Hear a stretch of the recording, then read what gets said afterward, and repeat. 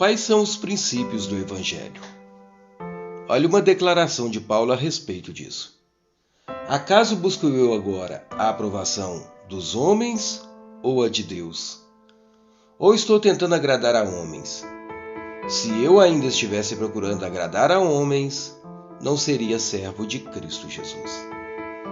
No decorrer aqui, Paulo vem falar que recebeu o Evangelho por revelação de Cristo Jesus e não de homens. Ele não foi ensinado segundo o ensino dos discípulos que andaram com Jesus. Não. Paulo recebeu uma revelação dos céus. E a ele foi revelado o Evangelho, e a partir daí ele começou a pregar o Evangelho. E diante disso, Paulo não procurava a aprovação dos homens, porque ele sabe que o Evangelho ele é confronto. O Evangelho ele confronta as nossas verdades. Para seguir o Evangelho é necessário renúncia. E Paulo renunciou à sua antiga vida para viver uma nova vida. E olha que a vida de Paulo, aos olhos dos homens, era bem mais confortável que a vida que agora ele vivia.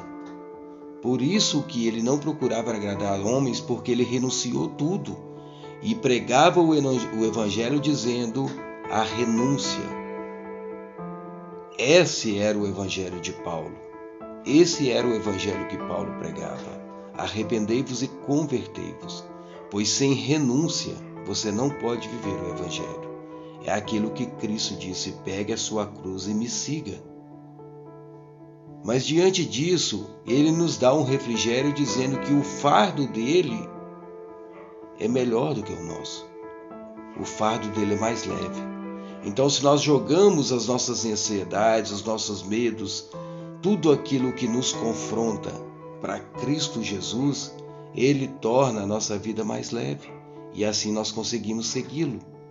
Porque, conforme Cristo disse, no mundo nós teríamos sim aflições, mas nós teríamos que ter ânimo, porque ele venceu o mundo. E se ele venceu, com ele nós venceremos. Então lance sobre o Senhor a sua ansiedade e faça como Paulo. Não procure agradar homens, agrade a Deus, seja servo de Deus e não servo dos homens. Anuncie a verdade, ao custo que for, mas anuncie a verdade, o Evangelho, o Evangelho cristocêntrico, e não o Evangelho dado pelo ensinamento dos homens. Que Deus abençoe o seu dia em nome de Jesus. Amém.